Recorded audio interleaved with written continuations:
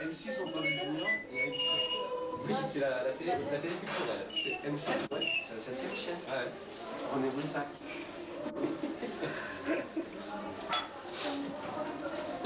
J'aimerais bien filmer comme ça. Ben non, tu joues pour une fois.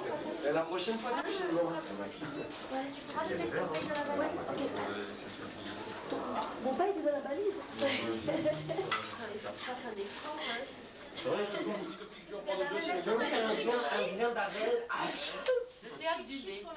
Oui, je sais plus. Honnêtement, dans la salle, la crème va aussi. Hier soir. Et c'est con pour c'est bien. Lui, C'est toi qui nous l'as filé? c'est les premiers. Il était. Tous les soirs, il me fait le même cinéma. Et j'ai pas ma sacoche. Et j'ai pas ma gourde. Et j'ai pas ma robe. Il m'a même piqué ma sacoche. Je vais le regarder comme ça, en me disant, je vais le montrer comme ça. Et je vais le mettre là. Elle est encore humide. Et Bernard, d'accord? Je me le sors et...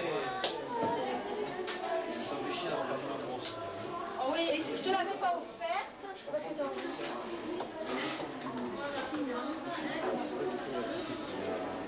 C'est qu'on peut voir. Bah, elle est là, la France. Elle est là. Je vois pourquoi. Voilà. Et on en parle.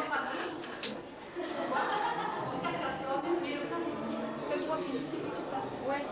Les jours qu'il n'y avait pas le temps, ils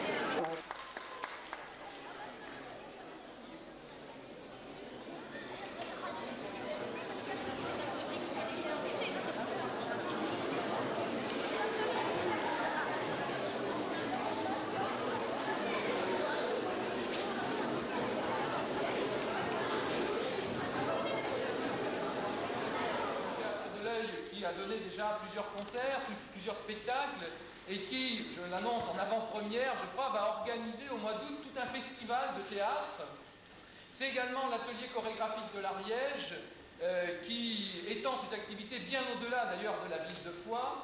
Et c'est enfin l'ensemble vocal Ariège-Pyrénées, qui vous invite également à une petite soirée qu'il donnera à la chapelle Saint-Jacques le 14 juin, et qui partira au début du mois de juillet pour plusieurs concerts en Allemagne et en Autriche. Et nous avons invité pour collaborer avec nous l'orchestre Mouvement 12 de Toulouse, donc, qui assure toute la partie instrumentale. Cette soirée va se décomposer en deux parties, une petite première partie et aussitôt après une grande seconde partie, puisque nous avons profité, vous savez qu'à la cour du roi Soleil, à la cour de Louis XIV, l'essentiel des activités des courtisans, c'était la danse et c'était la musique. Et au niveau de la musique, il y avait un instrument qui était particulièrement pratiqué, qui était le clavecin. Et nous avons ici, bien sûr, avec nous un clavecin. Nous avons...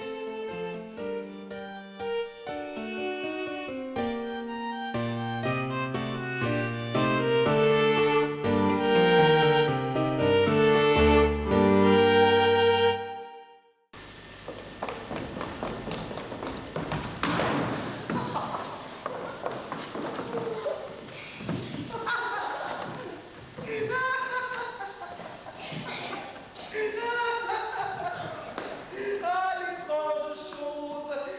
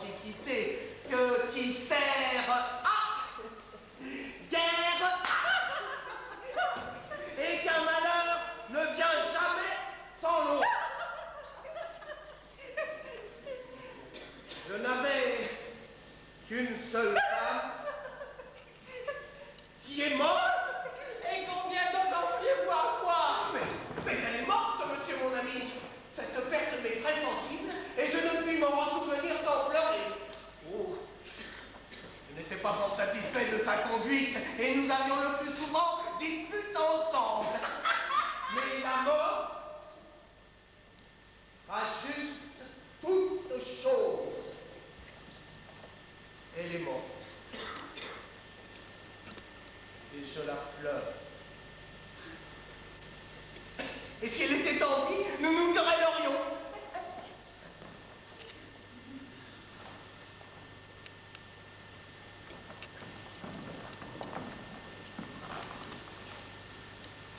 De tous les enfants que le ciel m'avait donnés, il ne m'a laissé qu'une fille. Et cette fille est toute ma peine.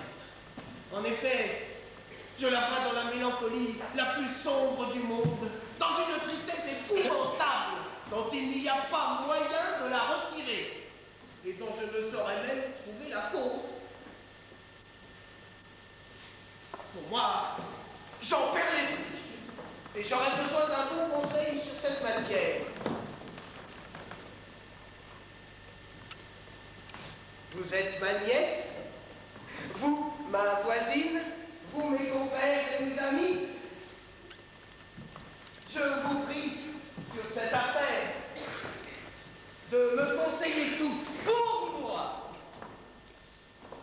je tiens que la bravoure et la justice sont les choses qui réjouissent le plus les filles. Et si j'étais que de vous,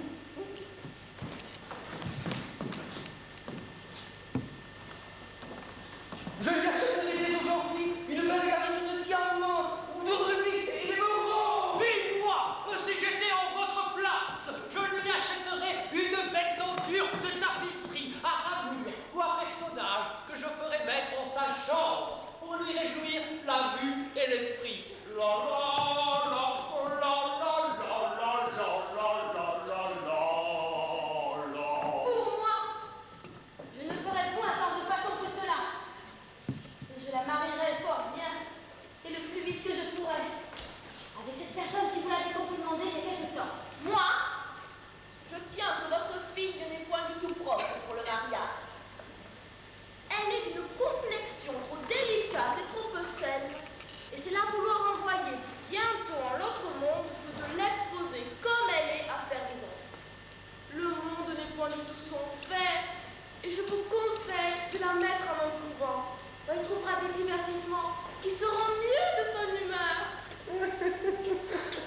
Tous ces conseils sont admirables, assurément.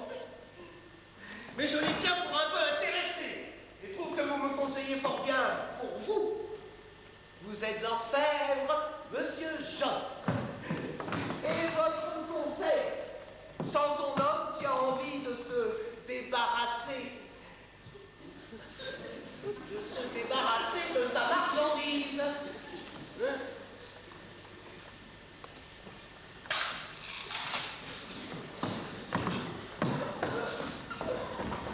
Vous vendez des tapisseries, monsieur Guillaume? Oh.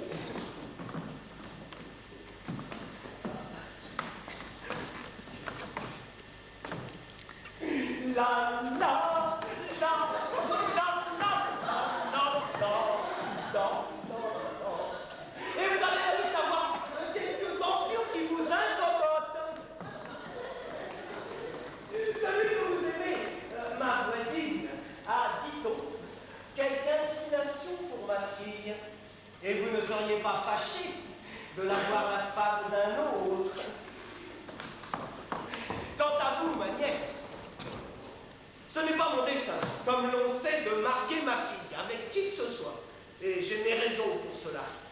Mais le conseil que vous me donnez de l'affaire religieuse et d'une femme qui pourrait souhaiter charitablement être mon héritière universelle. Ainsi donc, mesdames et messieurs, quoique tous vos conseils soient les meilleurs du monde, vous souffrirez que je n'en suive aucun. Voilà-t-il pas de mes donneurs de conseils à la mode?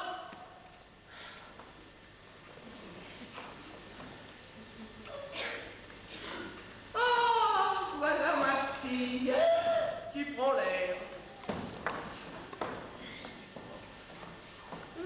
Et elle ne me voit pas.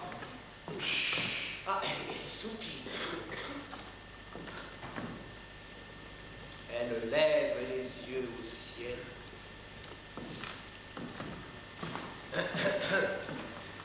Dieu vous garde.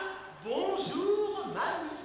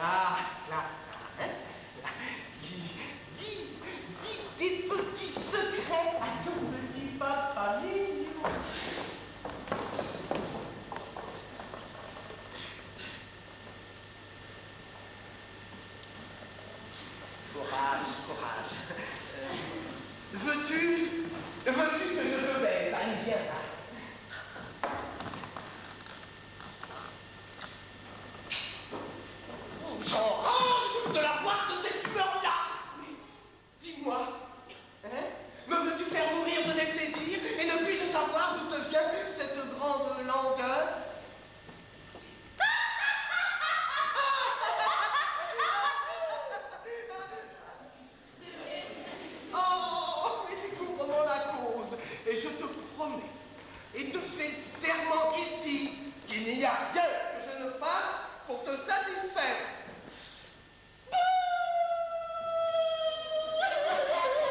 C'est tout dire. Ah, es-tu jalouse de quelqu'une de tes compagnes que tu trouves plus coquette que toi? Non. Est-ce que ta chambre ne te semble pas assez parée et que tu souhaiterais quelques tentures de la foire Saint-Laurent? Ce n'est pas ça.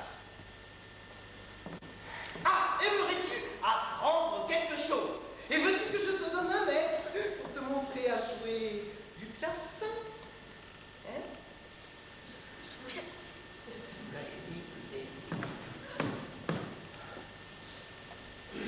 Aimerais-tu quelqu'un? Et souhaiterais-tu d'être marié? Oh! Eh bien, monsieur, vous venez d'entretenir votre fille. Avez-vous su la cause de sa mère? Non! C'est une coquine qui me veut faire enrager! Monsieur, laissez-moi faire. Je m'en vais la sonder un peu. Non, ce n'est pas nécessaire. Et puisqu'elle me teste de cette humeur, et que je suis la moulinette. Laissez-moi faire, vous dis-je. Peut-être qu'elle se découvrira plus facilement à moi qu'à vous. Quoi, madame? Vous ne nous direz point ce que vous avez. Oh, que vous voulez ainsi affliger tout le monde? Il me semble qu'on n'agit point comme vous faites.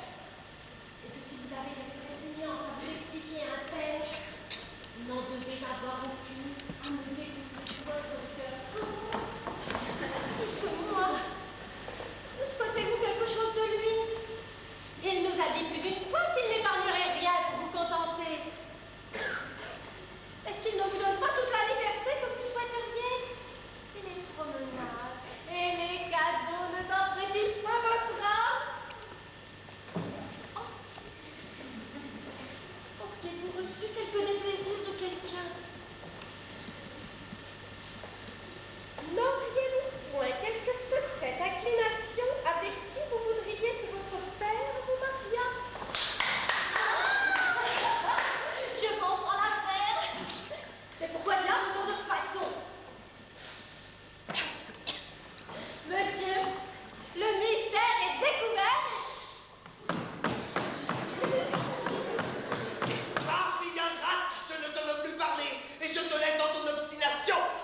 Mon père, puisque vous voulez que je vous dise la chose... Oui, je perds toute l'amitié que j'avais pour toi. Oh, monsieur, ça me triste. C'est une coquine qui me veut faire mourir. Mon père, je veux bien. Ce n'est pas la récompense de t'avoir élevé comme j'ai fait. Mais non, je suis contrainte dans une colère épouvantable. Mais mon Et père... je n'ai plus aucune tendresse pour toi. Tu es une friponne.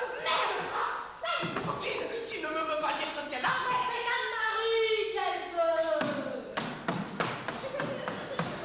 Je l'abandonne. Mais Anne-Marie... Je la déteste. Anne-Marie... Et la renonce pour ma fille. Anne-Marie... Montre-les-toi. Anne-Marie...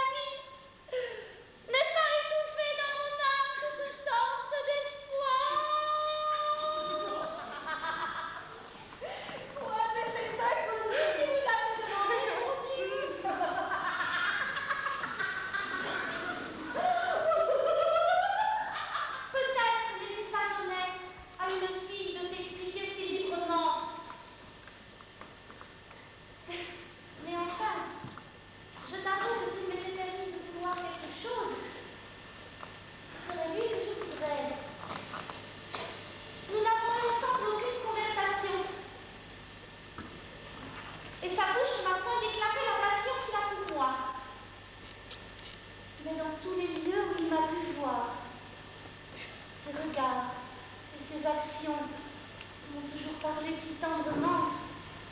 Et la demande qu'il a fait de moi m'a paru d'un si honnête homme que mon cœur n'a pu s'empêcher d'être sensible à ses ardeurs. Cependant, tu vois où la dureté d'un père réduit toute cette tendresse.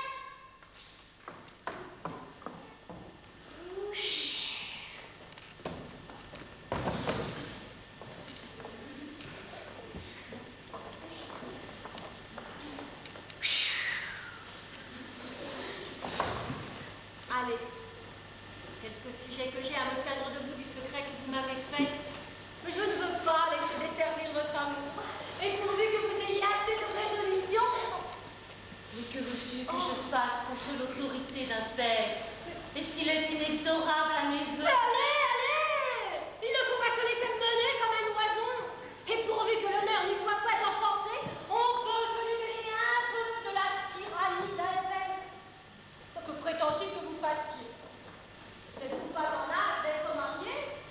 Et croit-il que vous soyez de marbre? Allez, encore une fois, je veux servir votre lion. Je prends sur moi tout le soin de ses intérêts. Et vous verrez que je sais des tout. Mais j'entends votre père. Entrons et me laissez agir.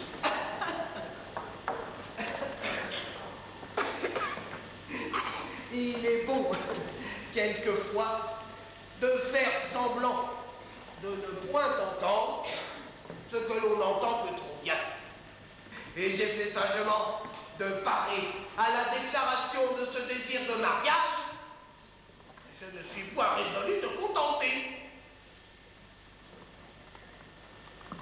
A-t-on jamais rien vu de plus tyrannique que cette coutume où l'on veut assujettir les pères? Hein? Rien de plus impertinent ni de plus ridicule que d'amasser du bien avec de grands travaux et d'élever une fille avec beaucoup de soin et de tendresse pour se dépouiller de l'un et de l'autre entre les mains d'un homme qui ne nous touche de rien. Non. Je me moque de cet usage. Regardez mon bien et ma fille, moi.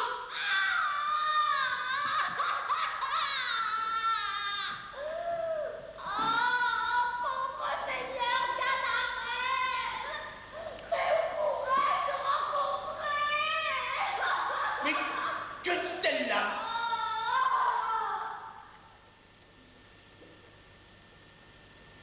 Misérable père, que feras-tu quand tu sauras cette nouvelle? Et que sera? Ma pauvre maîtresse! Je suis perdu. Quelle infortune! Lisette! Oh, quel accident! Lisounette! Quelle fatalité! Lisette! Oh mon Dieu! Lisette!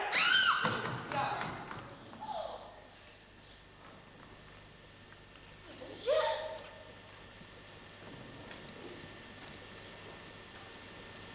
Votre fille. Ma fille!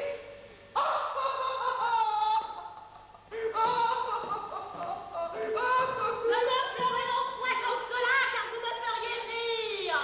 Eh bien, dis-moi donc alors! Votre fille, toute saisie des paroles que vous lui avez dites, et de la colère effroyable où elle vous a vu contraire, est montée vite dans sa chambre, et là, pleine de désespoir, a ouvert la fenêtre qui regarde sur la rivière. Alors, levant les yeux au ciel, non, a-t-elle dit, je ne peux plus vivre avec le courroux de mon père. Et puisqu'il me renonce pour sa fille, je me moque. Mais non! Elle s'est allée mettre tranquillement sur son lit.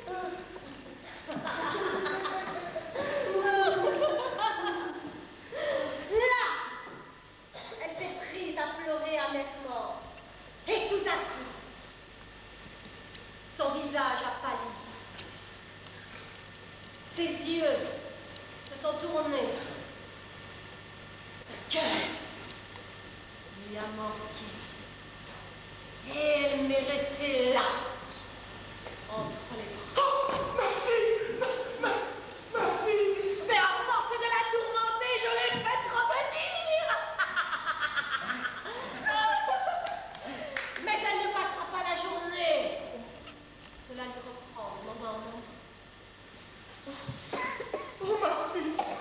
Ma pauvre fille! Oh, champagne! Oh. Champagne! Champagne! Comment guérir des médecins et en quantité? Vous savez bien que l'on n'a jamais assez dans une pareille aventure.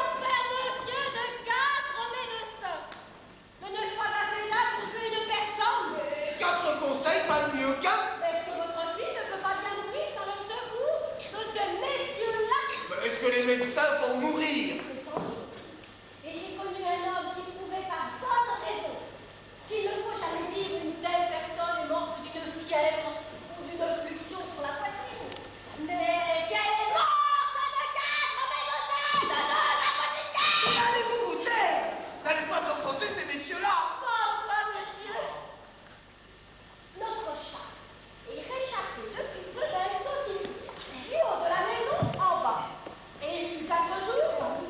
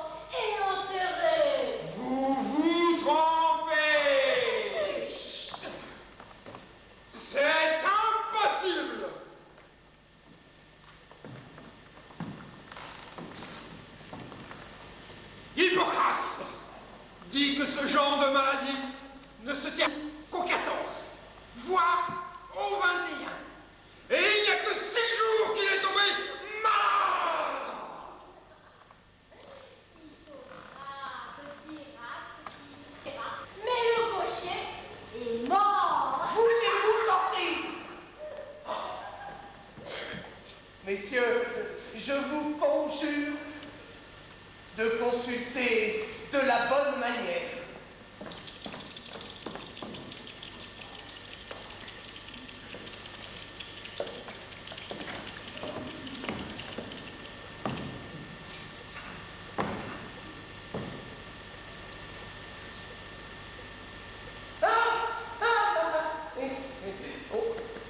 Bien que ce ne soit pas la coutume, mais de peur que je l'oublie, et pour que ce soit une chose faite, voici.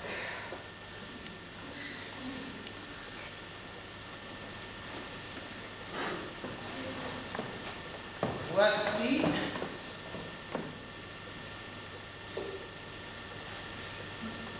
Voici. Voici.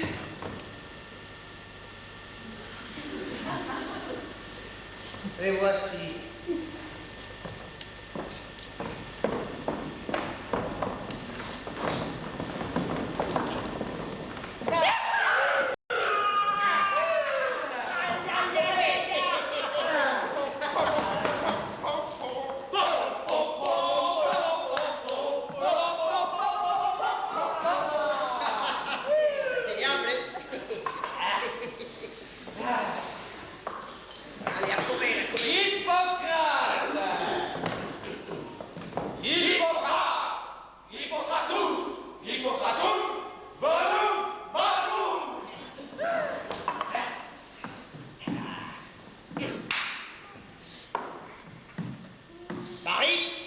Paris est grandement. Et il faut faire de longs trajets. Dans la pratique, il donne un peu. Savez-vous le chemin qu'a parcouru ma mue aujourd'hui? Non, mais à moi, allez. J'étais d'abord tout contre l'Arsenal. De l'Arsenal au boulevard Saint-Germain. Du boulevard Saint-Germain au fond du boulevard. Tu m'arrêtes. À la porte Saint-Honoré, de la porte Saint-Honoré au boulevard Richelieu, du boulevard Richelieu ici, et d'ici je vais encore aller à la place royale. Eso no es la hombre. Que yo con mi caballo he hecho todo ese camino y encima he ido hasta la rueda a ver un enfermo.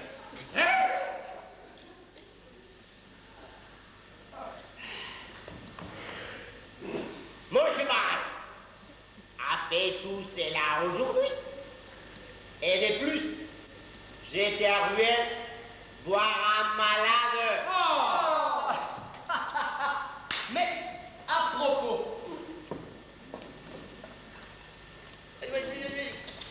quel parti prenez-vous dans la querelle des deux médecins? Théophraste et Artémis? Car c'est une affaire qui partage tout notre corps. J'aimerais. Moi, je suis pour Artémis. moi aussi. Moi aussi.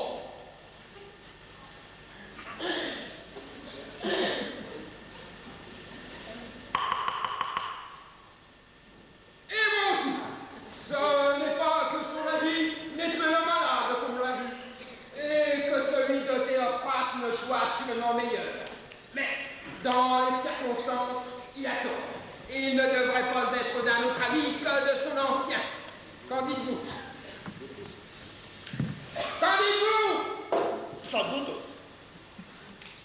Sans doute. Pour moi, j'y suis sévère en garde. À moins que ça soit entre amis. L'autre jour, on nous a semblé, 3 de nous autres, avec un médecin venu du Nord, pour une consultation. J'arrêtais là la fête. Et il ne voulut point endurer pour notre opinion si les choses n'allaient pas dans l'ordre. Les gens de la maison faisaient ce qu'ils pouvaient. La maladie pressait. Mais je ne voulus point en démordre. Et la malade mourut bravement pendant cette contestation.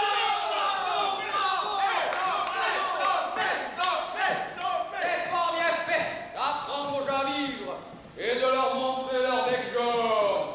Un homme mort n'est qu'un homme. Et bien je dis, à tout le corps des médecins, à tout le corps des médecins.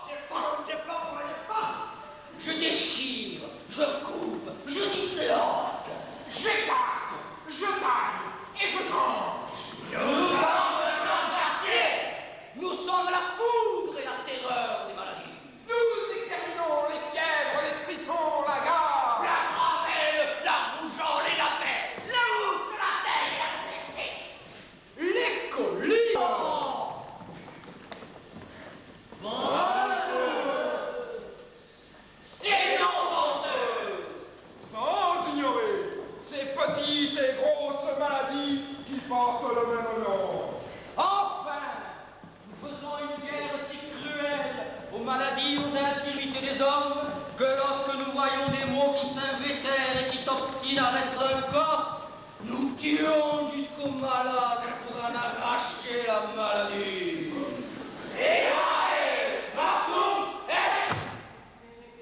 Messieurs, je vous conjure de me dire sans passion ce que vous croyez le plus propre à soulager ma fille.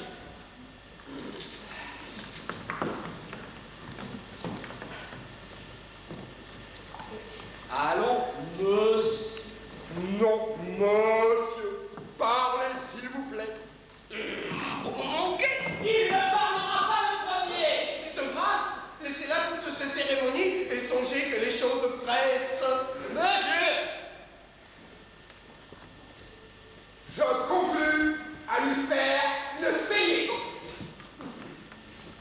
je conclus à lui donner de l'émétique. Émétique, Saignez. Je soutiens que l'émétique la tuera. Je soutiens que la saignée la fera mourir. Et là, c'est pas des deux. Et quelle résolution prendre sur des avis si opposés? C'est à vous, monsieur, à faire un bilan. Oui, c'est à moi. Et je vous prêterai le collet en tout genre d'érudition. Vous souvenez-vous de l'homme que vous priez de faire passer ces jours derniers? Souvenez-vous de la dame que vous avez envoyée à notre monde il y a 3 jours.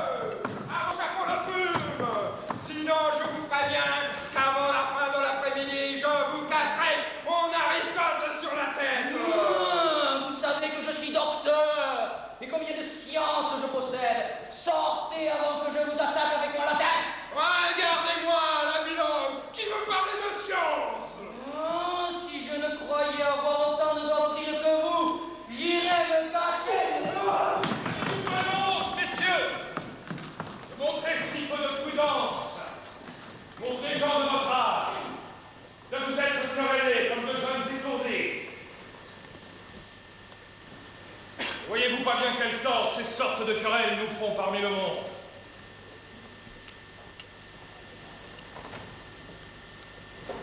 N'est-ce pas assez que les savants voient les contrariétés et les dissensions qui sont entre nos auteurs et nos anciens maîtres, sans découvrir encore au peuple, par nos débats et nos querelles, la forfanterie de notre art?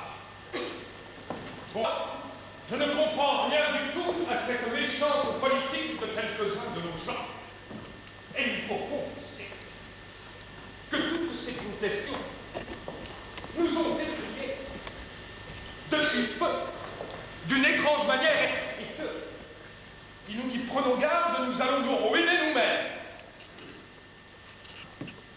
Je n'en parle pas pour mon intérêt, car Dieu merci, j'ai déjà établi mes petites affaires.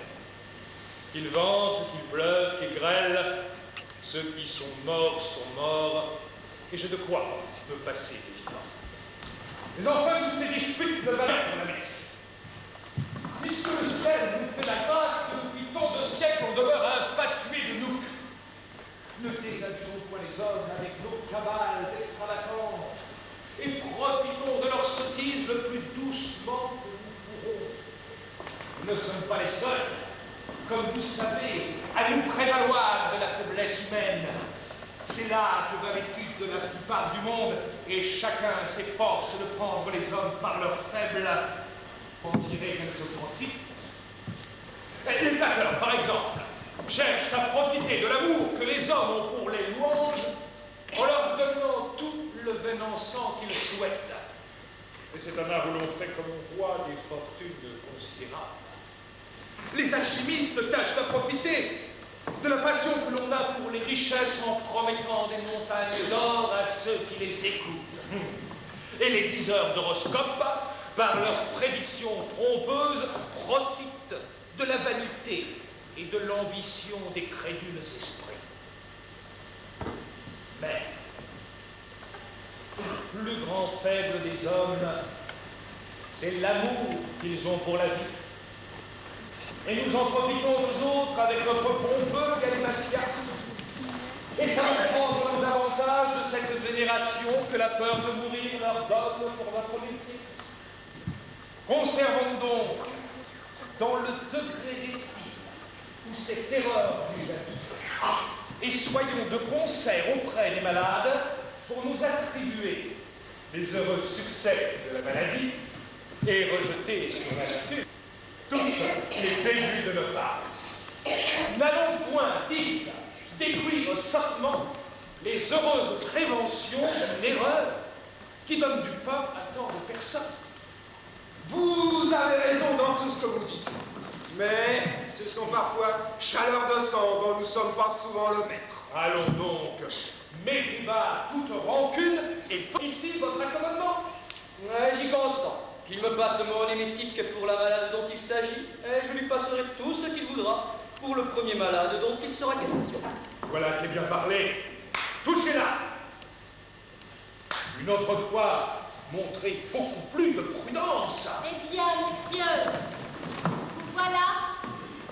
Et vous ne songez pas à réparer le mal qu'on vient de faire à la médecine. Comment? Qu'est-ce? Un insolent qui a eu l'effronterie d'entreprendre sur votre métier et, sans votre ordonnance, vient de tuer un homme d'un grand coup d'épée à travers le corps. Vous faites la rameuse, mais vous verrez qu'un jour, vous finirez par passer entre nos mains.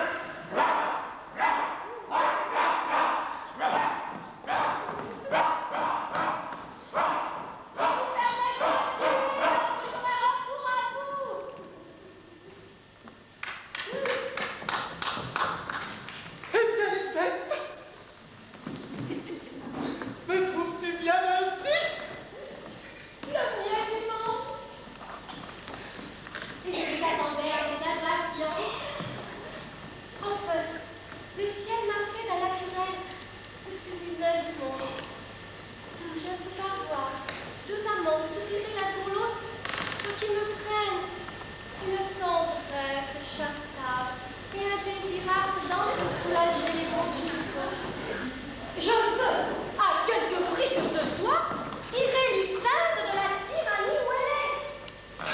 Et la mettre en votre place. Vous avez plu d'abord. Je les connais aux gens. Elle ne pouvait pas mieux choisir. L'amour risque des choses extraordinaires. Et nous avons consulté ensemble une manière de stratagème qui pourra peut-être nous réussir. Toutes nos mesures sont déjà prises. L'homme à qui nous avons affaire n'est pas des plus fins de ce monde. Et si cette affaire-là nous manque, nous trouverons 1000 autres voies pour arriver à notre but. Bon, attendez-moi là seulement, je reviens vous quérir.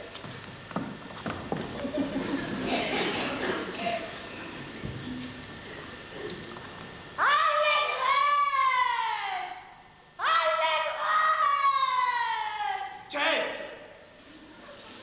Réjouissez-vous! De quoi? Réjouissez-vous, vous dis-je. Oh, dis-moi d'abord ce que c'est. Et puis je me réjouirai peut-être. Non, je veux que vous vous réjouissiez auparavant. Que vous chantiez, que vous lanciez. Et sur quoi? Ben, sur ma parole. La, la, la, la, la, la, la,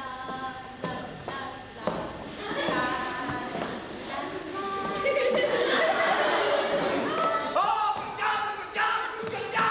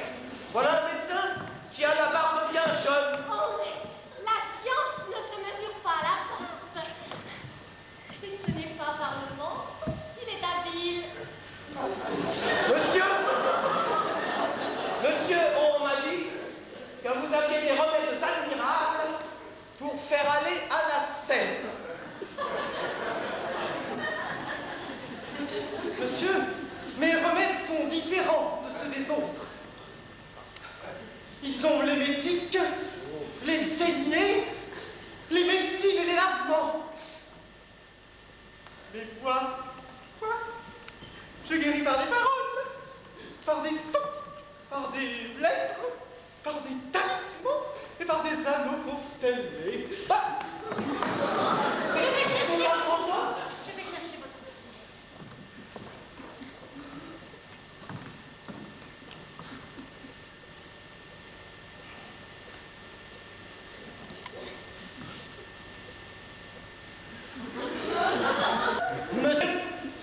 notre fille est guérie.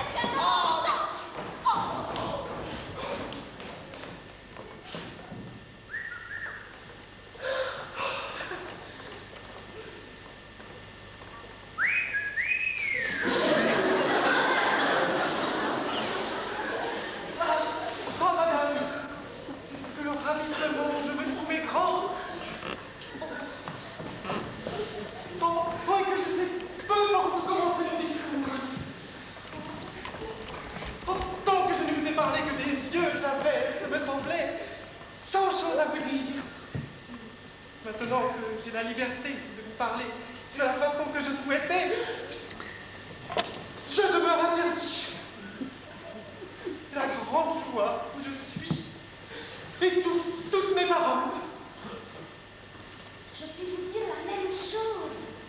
Et je sens, comme vous, des mouvements de joie qui m'empêchent de pouvoir parler.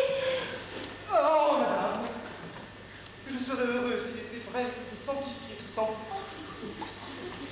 et qu'il me fût permis de juger de votre âme par la mienne. Et madame, puis-je au moins croire que ce soit à vous à qui je doive la pensée de cette heureuse stratagème qui me fait jouir de votre présence? Si vous ne m'en pouvez pas la penser, vous m'êtes redevable au moins d'en avoir approuvé la proposition avec beaucoup de joie. Et tu me sens une femme de guerre.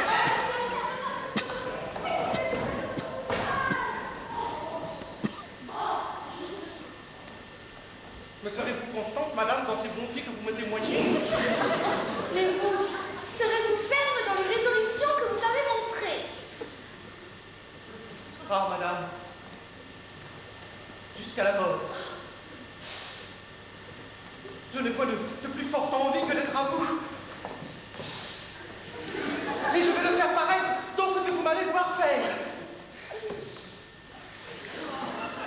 Monsieur! Monsieur!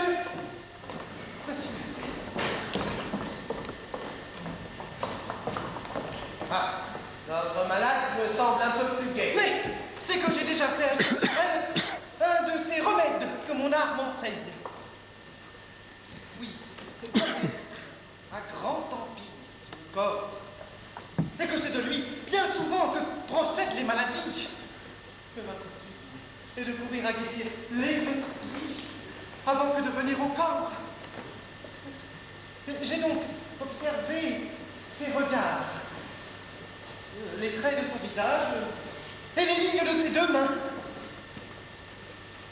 Par la science que le ciel m'a donnée. Mais je reconnais que tout son art ne venait que de l'imagination déréglée, d'un désir dépravé de vouloir être marié. Oh, c'est un grand homme. Pour moi, je ne vois rien de plus extravagant et de plus ridicule que cette envie qu'on a du mariage. Et j'ai eu et aurai pour lui toute ma vie une aversion effroyable. C'est un grand médecin. Mais comme il faut flatter l'imagination des malades, et que j'ai vu en elle de l'aliénation d'esprit, même qu'il y avait du péril à ne lui pas donner un prompt secours,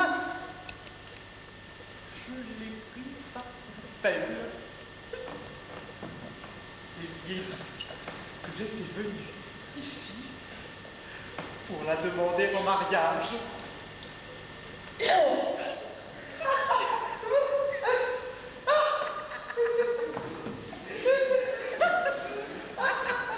Alors, soudain, son visage a changé. Les yeux se sont animés. Son teint s'est éclairci. Si vous voulez, pour quelques jours, l'entretenir dans cette erreur, mais vous verrez qu'ils l'attireront où elle est. Oui, je le vois bien. Ensuite, nous pourrons agir d'autres remèdes pour la guérir entièrement de cette fantaisie.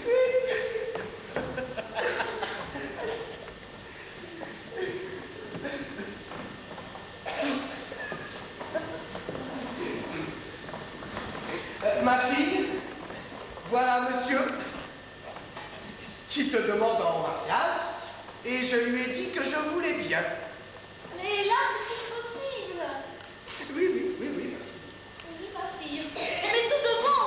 Oui, ma fille. Oui, ma fille. Quoi, monsieur? Vous êtes dans les sentiments d'être mon mari? Oui, madame. Oui, madame. Et mon père, il consent? Oui, ma fille.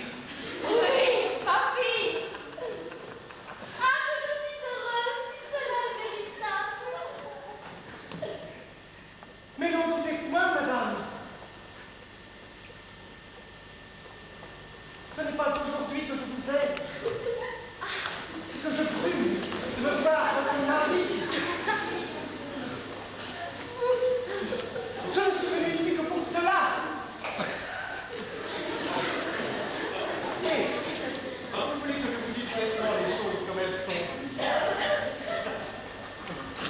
C'est-à-dire...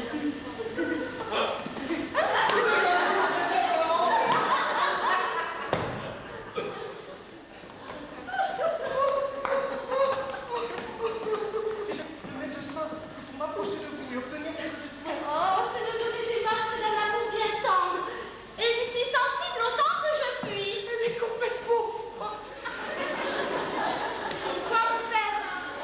Vous voulez donc bien me donner monsieur pour époux? Oui. Donne-moi ta main. Et moi aussi, pour voir.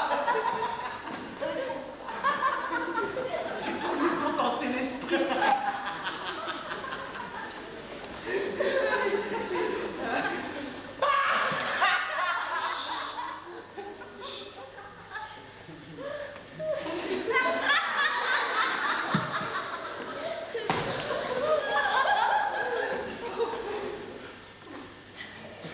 Attirez au gage de ma foi cet anneau que je vous donne.